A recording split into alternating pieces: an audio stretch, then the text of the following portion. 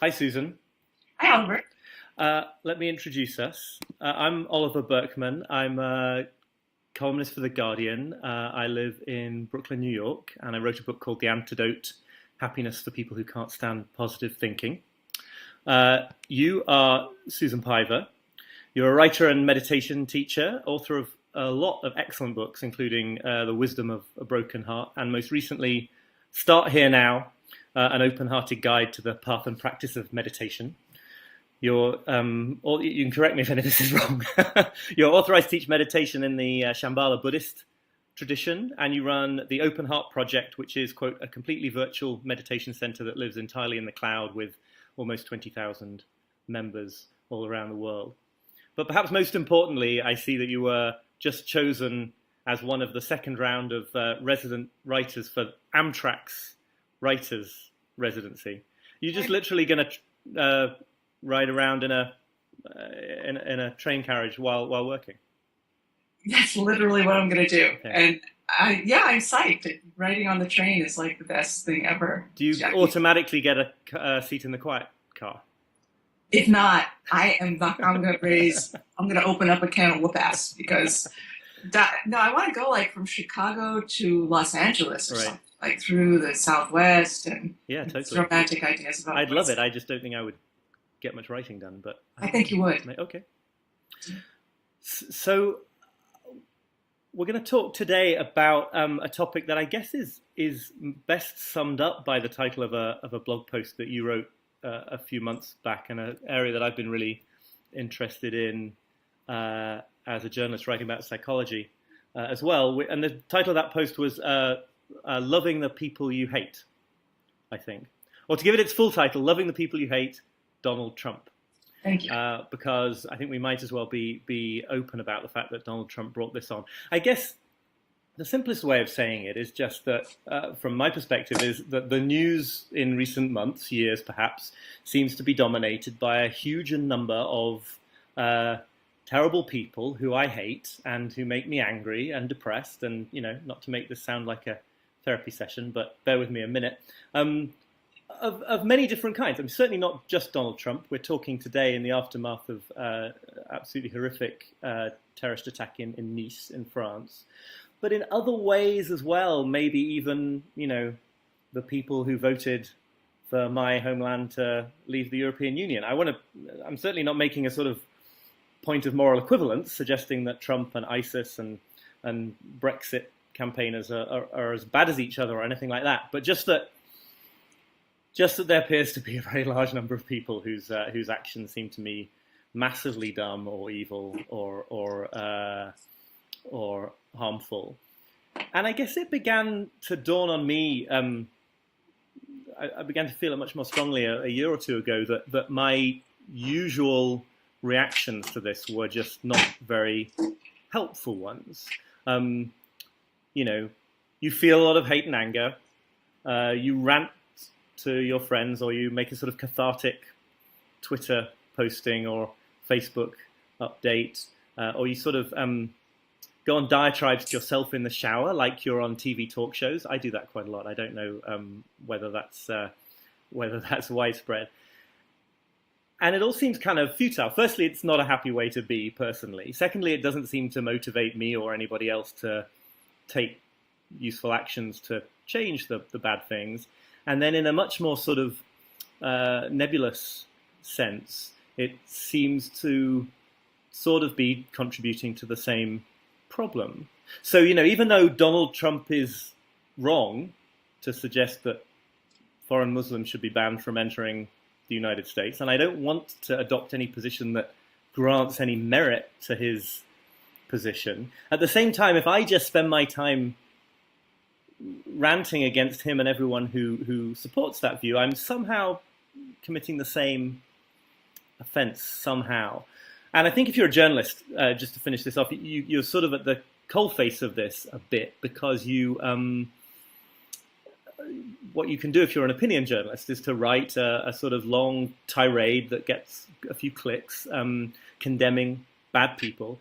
But it quickly becomes clear, I think, if you do that for a living, that you're only reaching people who already agree with you. You're preaching to the choir. You're making yourself feel good, like you did something, but you're not persuading anybody who is on the other side of the fence. And if a Trump supporter happened on a piece that I or someone else had written condemning Trump supporters, it would just harden them in their beliefs. And by the way, I think if there are Trump supporters watching this, which isn't impossible, this all applies almost wherever you are on the political spectrum.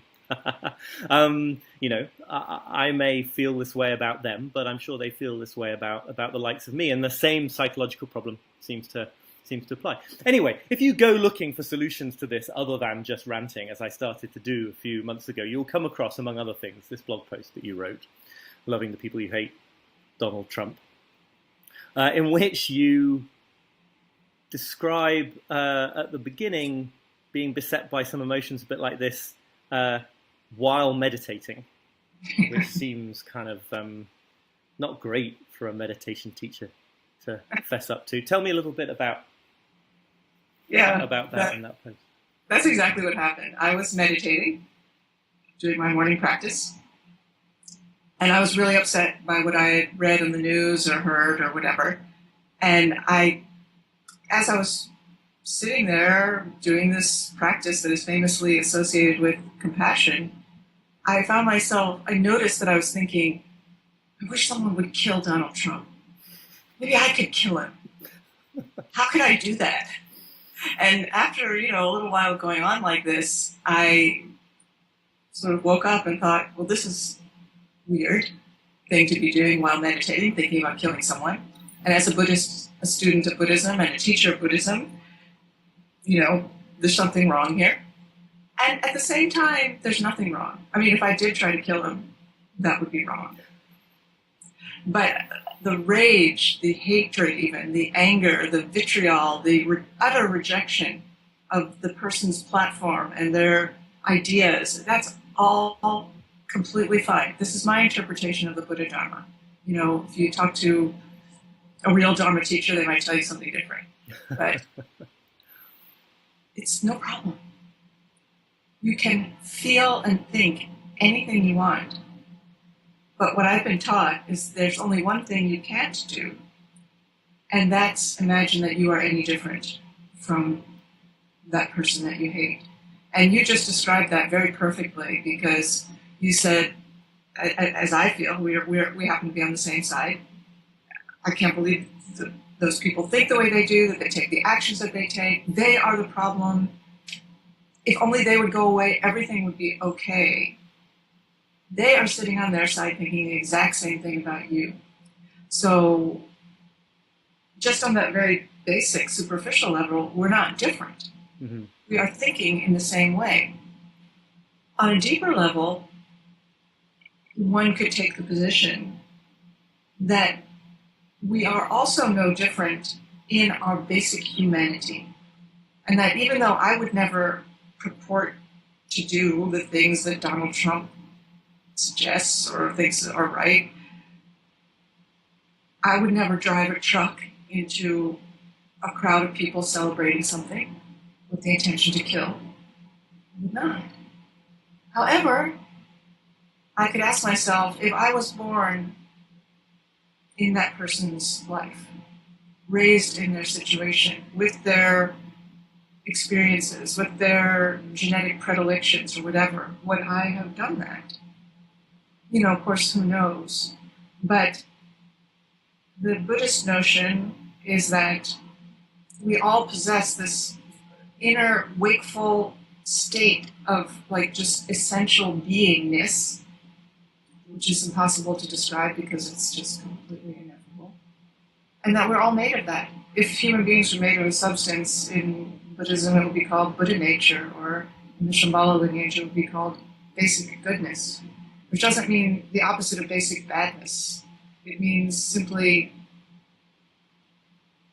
the fact that you are awake and alive and made of flesh and breathing and being human.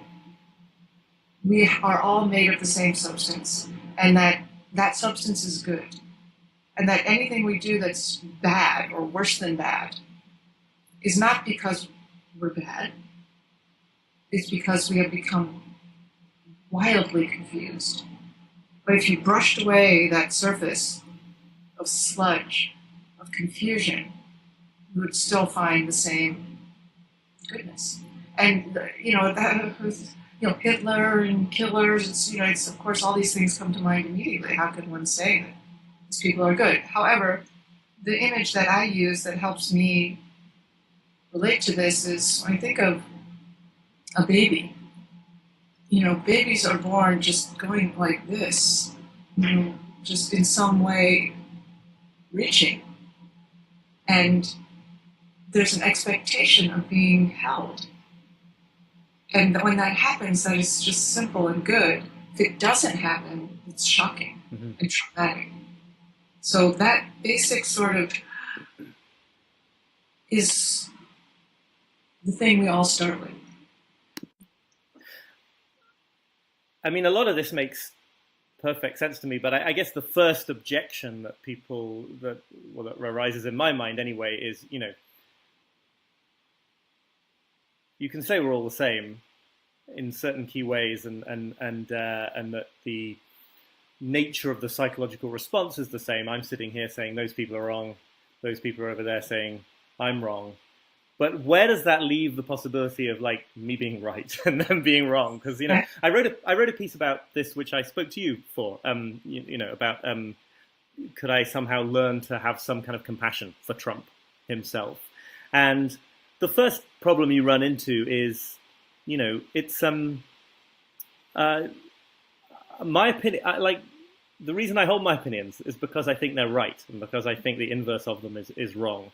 And there's a tendency in some writing, anyway, that I've come across from in a sort of broadly Buddhist direction to it leaves this sense that I'm somehow going to have to compromise, that I'm going to have to accept that there might be sort of merit in both sides of the view. And I just that's the first stumbling block. Forget about that. You don't have to do that. You don't. Say more. You don't. I feel the same as you. I happen to think that what you think is right is right too. No one's going to talk me out of that. Right. It's what do you do?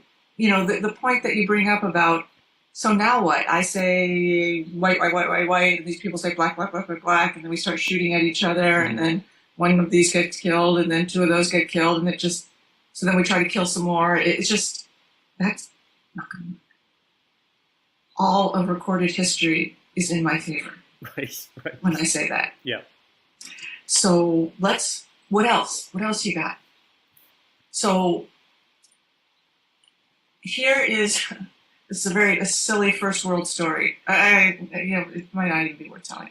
But go ahead anyway. Let's find out. It involves running and dogs and cleaning up after your dog and so on. So I go running in the morning around this reservoir in the People's Republic of Cambridge. And I saw a guy with his dog, lots of dogs, and the dog pooped and the guy didn't clean it up. He was kind of far away from me. I was like outraged. I said, what are you doing? Don't you care about anyone else? What's your problem? And I was like, well, what if I can catch up with him? What am I going to say? Should I say something? Blah, blah, blah. Okay, end of story. This morning I go back to start running, and every person I looked at, I was like, are you that guy? Are you that guy? Are you that guy? I was already angry. Right.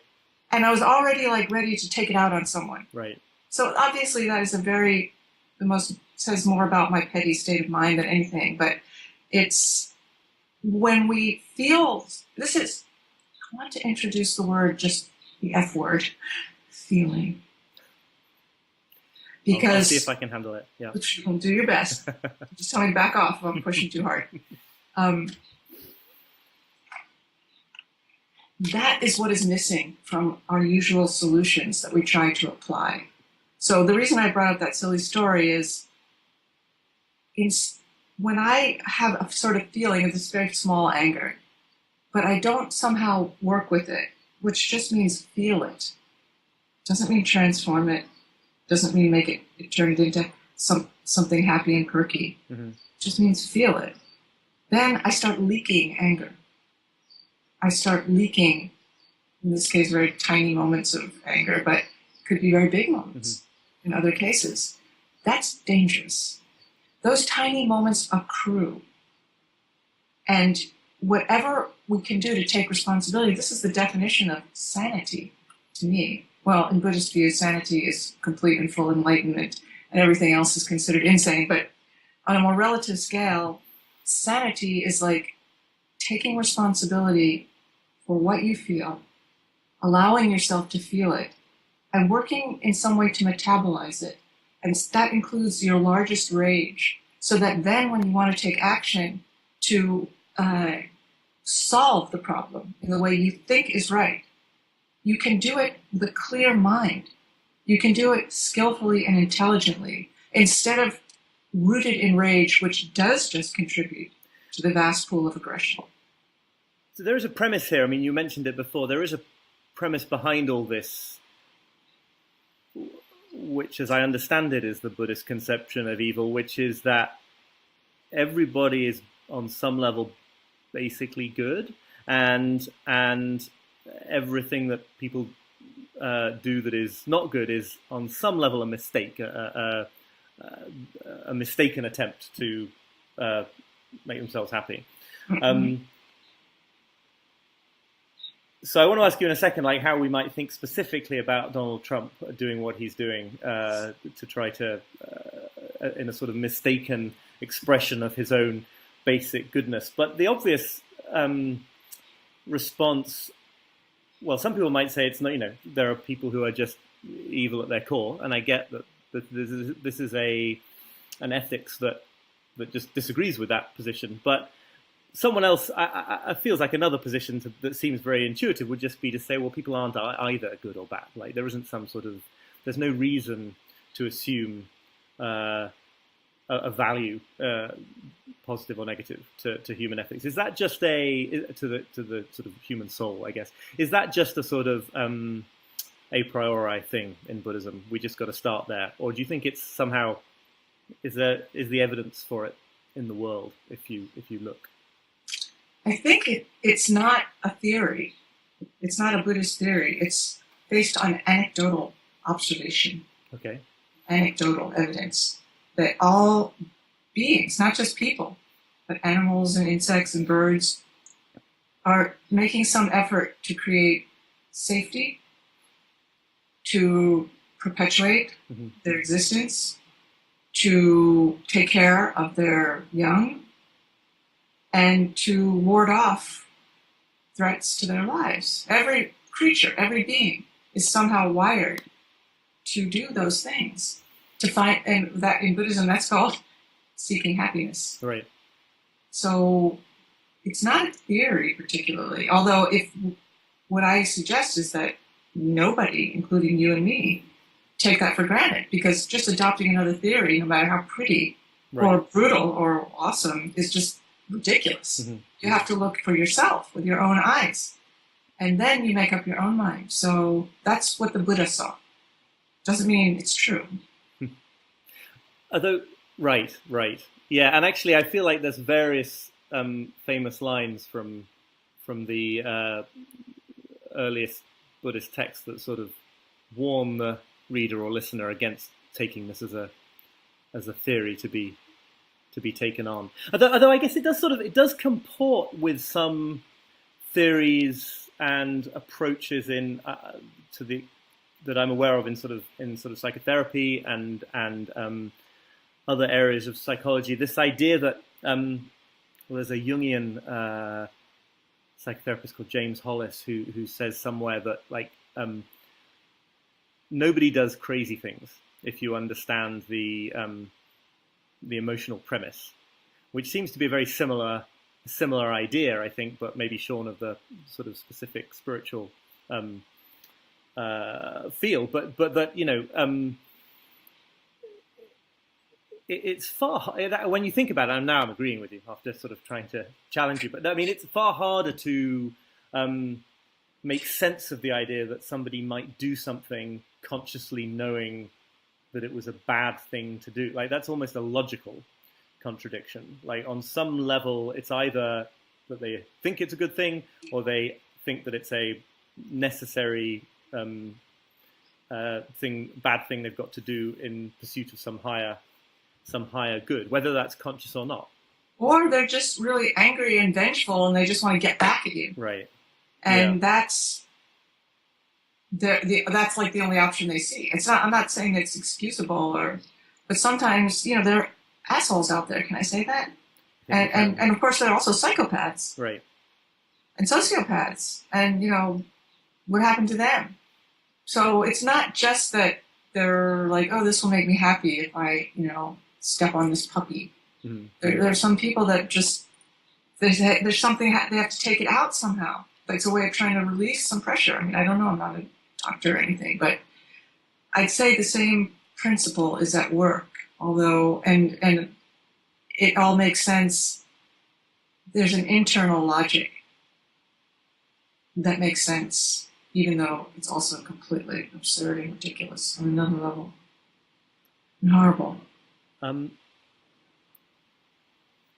A lot of this seems to go along with some of the stuff that I was researching when I wrote my book about the problems with positive thinking, which is that you said earlier on that you can only sort of make sense of this if you accept that it's kind of okay to feel the hate and the anger towards these people. The problem is thinking that you're any different in your basic functioning, and the problem is acting in certain ways on that on those emotions. And that seems to go along with a lot of stuff in social psychology about how or psychology in general, about how you can't just you can't choose what emotions you want to feel, and you can't change in a long-term way the emotional or cognitive content of your mind through force of will. You can't just sort of think happy thoughts and then they'll go away. But okay, the problem I have is that, well, let's talk about loving kindness meditation specifically, maybe in Buddhism. I have been on a few Buddhist retreats, and there's always been this element of metta or loving kindness meditation, which, as far as I can tell, essentially revolves around a set of phrases that are designed to encourage me to feel compassion and empathy and sympathy for firstly people close to me, maybe then people who I feel neutral about, and finally for my enemies. And I guess it just always gets my hackles up, right? Because it does seem, at first glance, maybe the way I've just described it there, like some kind of positive thinking, like I'm going to change the fact that I'm enraged by what I read on the news, and I'm going to change that into sort of compassion for people. So maybe say a little bit about how you think of loving kindness meditation as a specific technique, and if it can involve putting that criticism to rest, that would be helpful as well. Well, I have to say I respect that it gets your hackles up, and that you think it's trying to get you to change into someone else, and that as far as I understand it, it is not. There's no instruction to stop feeling whatever it is you feel. But one of the wonderful premises of loving kindness meditation is that when you feel enraged about Donald Trump, let's say, and you're like, I can't handle it, it's making me crazy, and I hate him, and there's nothing that's going to talk me out of it. Loving kindness doesn't say, stop that, and start feeling kindly towards Donald Trump because he was once a baby too, or whatever. The place to start is extending loving kindness to all people who struggle as you do with their hatred of Donald Trump. That is a place, that's the opening. But you just say, not just me who's suffering, but others who suffer exactly like me. I send to them the wish for relief from that suffering, and that includes myself. So that is a more skillful way, I'd say, just to start with loving kindness practice. So if you first do loving kindness for yourself, and and the progression is just as you described. I'm a person who hates Donald Trump. Let me try it. I'll hope that I can find some relief from that torture of rage without changing my opinions. And then you think of someone you love who also struggles with hatred of perhaps Donald Trump or of someone or something. Mm-hmm. And then you think of the neutral person and someone who you hate who also has struggled. And you don't wish for them, you just wish that they could find relief from their own suffering of hatred. And so that is a way of not changing you or asking you to be different, but of sort of loosening the grip of the rage, introducing a little space, a little breath, so that you can get on top of it, as it were, because otherwise it has dominion over you, and that's dangerous. But including other people, which is compassion, you right the balance, so you have greater agency over the situation. And that's been your experience of loving kindness meditation in your own life. Yeah. Sometimes I just in a fit and nothing helps, and I just have to sort of have a hissy fit. Did you used to be angrier and more hateful than you are, or were you always really not very angry or hateful at all, or is it somehow that you just let go of it quicker when it arises? I mean, I'm interested in how that happens over the course of the life of somebody who does a lot of intense meditation. Well, I feel like just by nature I was not born a particularly, vitriolic person. Some people are very argumentative, and I'm not. However, a long time ago, I'll show you. Just take 1 second. Sure.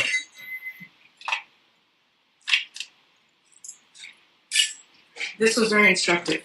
A long time ago, I walked away from this automobile. Oh my goodness. Yeah, I was smashed in a car wreck, and it was a very bad accident. And for a couple of years after that, maybe even 5, I was a very angry person.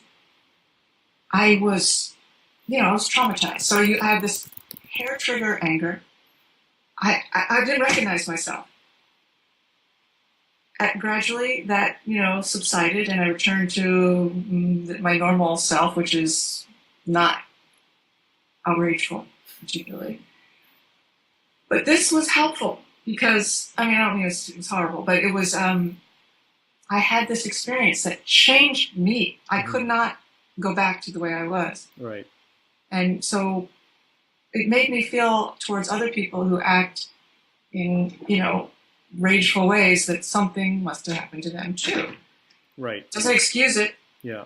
But, okay, so that was a long time ago, but now over many years of practicing, not just loving kindness practice, but just basic mindfulness, breath awareness practice, which also has a tremendous softening effect, I have found absolutely that I don't get angry less, but my own anger hurts me less. And I find it kind of interesting as well as painful and very uncomfortable. Because in Buddhist thought, every negative mind state has a flip side. And the flip of anger is clarity. Okay, right. Well, I was just going to say, the thing it makes me think of, I can totally see that the anger that you would feel after an experience like the one you described would be very painful. I think I could dredge up some examples of feeling very painful anger myself, but there is a lower level of anger where there is a complicating factor, which is that it's kind of fun. And there is... Some people. Okay. For me, I suppose I'm thinking just in terms of social media right now. Okay, there is to me something pleasurable about expressing very strong objection to something that I think is bad on Twitter, and when I think hard about that, it's pretty unsavory because. Not that I expect Donald Trump to read my tweets, but in some symbolic or implicit way, the idea is I'm putting something out there that if he read it, or somebody who had his interests at heart read it, would feel they'd feel diminished or humiliated or something as a result of it, which is kind of awful to admit because I don't think that I go around consciously wanting to cause other people to feel humiliated. But I feel like it drives an awful lot of energy on on social media for one thing, and not Especially just and Twitter. not just among. I'm not talking now about people who send harassing and abusive No. messages. I'm talking about we decent people who just express ourselves strongly. It's kind of awful to think too hard about the motivations there, but it's fun in the moment, and this is a big problem because I think if that kind of stuff was just unpleasant from the get-go, I wouldn't indulge in it very long because it'd be like putting my finger in a flame or something. It's fun in the moment. I totally get that. And you're a words dude, in case you want to put that on your business card or anything. So, that's your weapon. Right. So you're deploying it. And however, you are not slaying the enemy with it. So if you want a weapon to slay the enemy, you should choose something different. If you want to let off some steam for yourself, okay. Well, but the hunch is that it's making it worse only in some microscopic way. My tweets don't count for anything in the scheme of the world, but but in some microscopic way, I am fueling. Well, this is the idea I get anyway certainly from reading your posts on this sort of thing. That in some microscopic way, I'm fueling the problem. I think you are. Right. And I am when I do things like that. Right. However, sometimes you're right, and sometimes you are attacked. Mm-hmm. Maybe not you personally, but maybe you are sometimes. Sometimes I am. Mm-hmm. And then what do? You just go, "Oh, don't hurt me. Let's sing Kumbaya," or do you flame them back? Right. What do you do when you're attacked? It's easy. That's a more interesting, more difficult question. Because you got some hostility, I think, didn't you, in response to the other post that I wanted to mention, which was from May 2011, in response to the killing of Osama bin Laden. Just a quick quote from it here. You said, quote, "One of us is gone. One apparently horrific, terrible, vicious one of us is gone. I don't feel regret for him or about this. I'm regretful for the rest of us who are now left thinking that this is a cause for celebration. It's not. It's a cause for sorrow at our continued inability to realize that there is no such thing as us and them." But this is pushing it to the max, right? To use the word us in a circle that encompasses Osama bin Laden. How did that go down? Yeah, well, interestingly, I mean, there were a lot of people who, because I thought people who read my posts are people who already agree with me, just like you. So that's the internet. Exactly. Yeah. But then because it just happened, it was Osama bin Laden, and it was called Compassion for Your Enemies, or, that it was outraged. It outraged people. It went, outside of my immediate circle. Right. And they were very, very, very angry at me and insulting. And one of my favorite insults was, "You're probably an Apple user." Guilty as charged, right? Like you, some white girl sitting on, in your castle with your liberal friends and whatever. Yeah, that's all true too. But still, I stand by my point of view. Which is, just to unpack that a little bit more, that not that it's necessarily wrong that he was killed. Let's set aside the argument that he should have been captured and tried, and just look at the issue of ending this person's influence in the world by whatever means necessary, or not doing. And you're not saying it's wrong that happened, but that celebrating represents a misunderstanding of what had happened. I think in the post I used the word booyah. Right. Like, yeah. This is not a booyah moment, and that is the part that terrified me. Actually, was that people were celebrating it, and it's not. It's nothing to celebrate because it was the murder of another being who, again, I don't argue with that particularly, although I don't really know all the complexities of it, of course. But all it's doing is creating someone over there who wants to kill you. So it's just not very pragmatic to celebrate in that way, because you're just creating people who want to celebrate your death. So I don't think anybody wants to do that, but that's what we're doing. So unless you slow down and think about it, that's you're gonna have that. It's very irresponsible. It's dangerous. It makes me very upset, and it's totally normal and human too. But we gotta grow up. it's almost seems. I mean, it's structured into all the incentives that any politician faces. Even a politician the most sort of exactly aligned with my and your largely the same as each other's and highly predictable beliefs. That it's almost. It would be a career disaster for anybody in response to a terrorist attack, say, to say things other than to channel that kind of anger. I disagree. Do you think there are people who've done it? I mean, no. I think if someone did it fully, in some sense, Bernie Sanders does it a little bit, right? And there's a massive pool of people who are longing for someone that has some friggin' sanity. I think Barack Obama does it. Right. Very elegantly and eloquently. And there are a massive amount of people who want some sanity, and they're waiting for someone. I guess that's true. Obama's response is almost always drama reducing rather than drama increasing. I guess I don't think of it as necessarily going that next step into widening the circle of compassion to include the terrorists, as it were. But it's certainly not. It's certainly de-escalating almost always. See, the terrorist is the problem. Right. So I wrote this in a book I wrote. So, but I'll just tell you this brief story that happened to be in the People's Republic of Cambridge again, where I get very angry sometimes on the road. I don't like it when people don't obey the rules of the road. Right. And I have a particular pet peeve is the rotaries or circles, traffic circles, and the person in the circle has the right of way. Yeah. In case anybody was wondering. Don't forget that. So I was approaching this rotary one morning. I was like, and Boston drivers are truly crazy. I hope no one's going to mess with me. I'm just trying to go to the supermarket, whatever.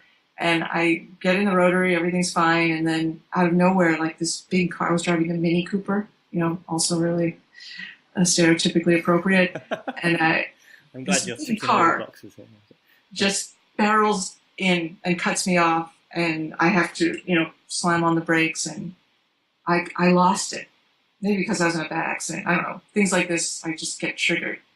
Although this was a long time ago, and I'm much better at it. I started expressing my rage very directly by tailgating them, honking at them, giving them the finger, yelling at them. They turned into this parking lot, and I turned into the parking lot right after them. They stopped, and I pulled up right next to the person, and I pointed at them, and I was like, "Put down your window." What am I gonna do? Down comes the window, and I look inside, and there's a woman behind the wheel who is probably from another country. She's terrified. Mm-hmm. And in the back seat is her baby in a car seat crying. I had done that to them. Right. And so I just looked at her, and all I could say was, "I'm sorry. I'm so sorry." And the reason I'm telling you that story is because when I was enraged, all I saw was a car. Right. When I saw the person, it could have been a dude with a gun. Mm-hmm. But when I saw this particular person, 99% chance probably wasn't going to be a dude with a gun. But in this case, it just happened to be a very fragile person with a baby. When I saw that these were humans, not a car, everything changed. And I felt this incredible chagrin. And the point of this story is when we see a terrorist, we're seeing like a car, something that we can just throw a bomb at.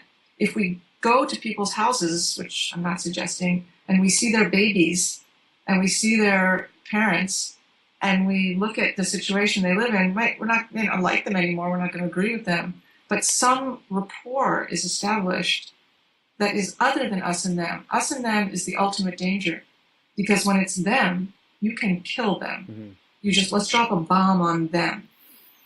my solution for world peace is get all the people who are enemies and get them to raise each other's children for like 6 months, because then everything will be different. See, the British response to your road incident would have been to bottle up the rage, I think, not to have a confrontation, but it would be just as unhealthy in its own way, right? Because it would be to send it all inwards and hate that person for that theoretical person for years.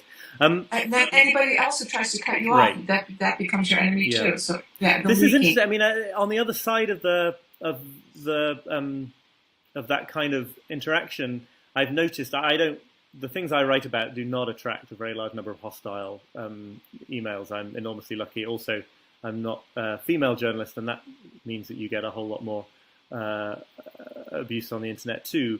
But I do occasionally get really unpleasant emails from people who've clearly been like sparked by something I've written and decided to let me have it. And like, it's kind of hilarious, and maybe I do it slightly from bad motives, but if you just respond in the sweetest way you possibly can, firstly you kind of get the moral edge on them, right? Because so I get that kind of bad satisfaction. But secondly, almost always there's a follow-up email which is just completely different in tone, because you feel like you have a very strong sense that there was no real sense that I was a person, or that I would read my email sent to my email address, or anything as absurd as that. Exactly. I don't get a lot of mean emails either, but occasionally I do, and I guess I probably feel also like moral high ground. I win the moral contest here, but I just try to send something back that says, "I'm really sorry you feel this way, and also it really hurt my feelings. I just you destroyed me completely, and it hurt me, and with one exception, one very funny exception, I also get something back that is softer, that is more human. Right. It's an instructive experience. You want to tell me about that exception, or are you just filing that away? Oh, yeah, sure. No, I said, this hurt my feelings, whatever, to this person. He was like, just cry to your friends Oprah and Deepak.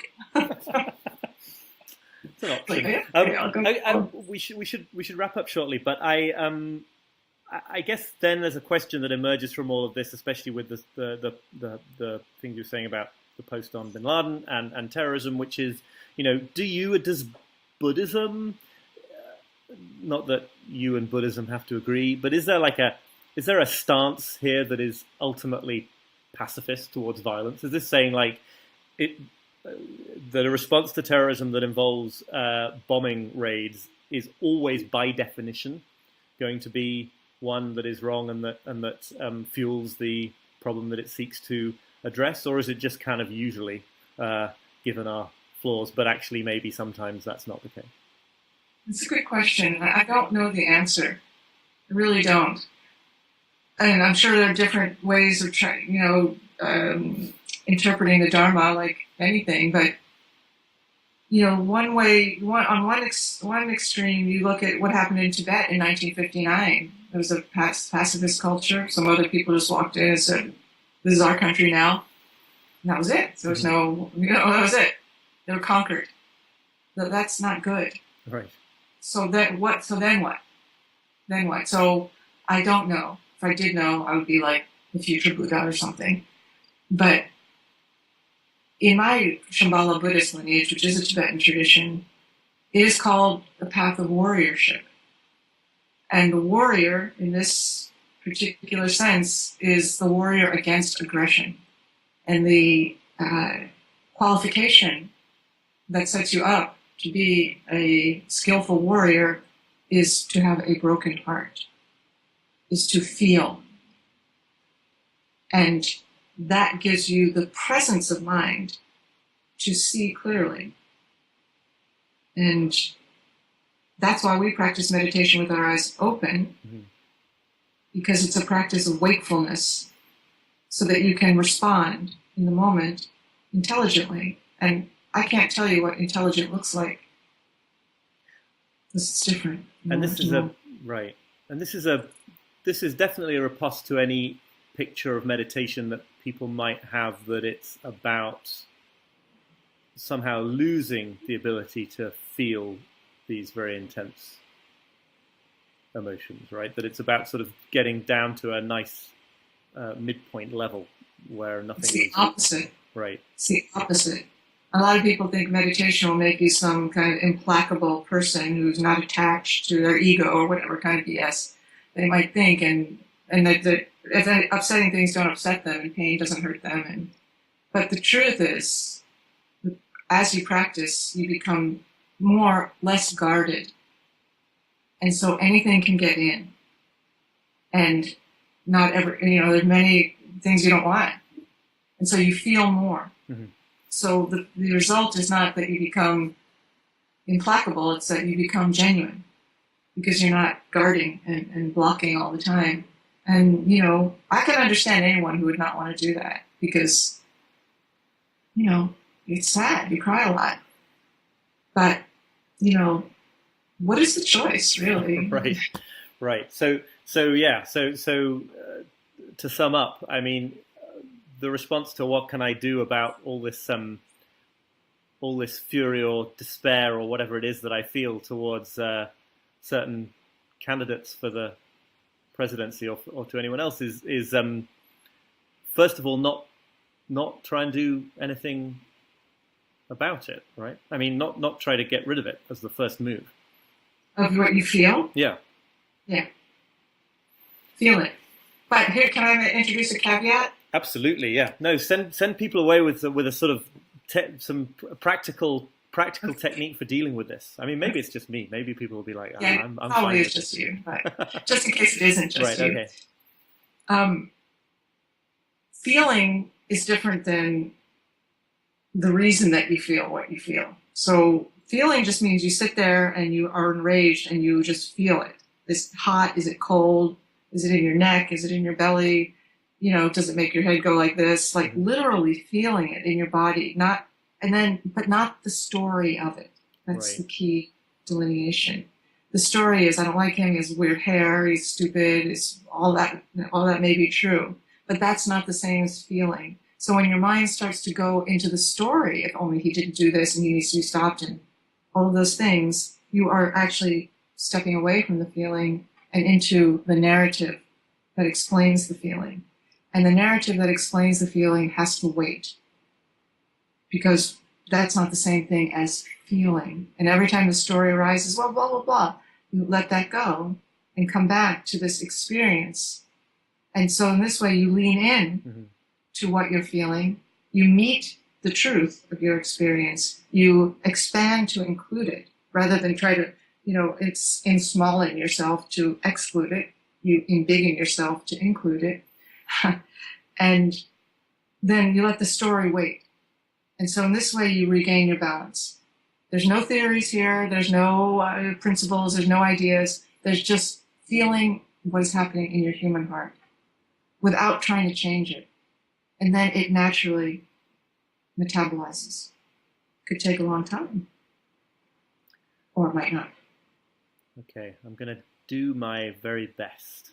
I feel like I should go out and seek more TV news coverage of Trump just to test this out. But we'll see. You'll have plenty to work with. Don't worry. Right.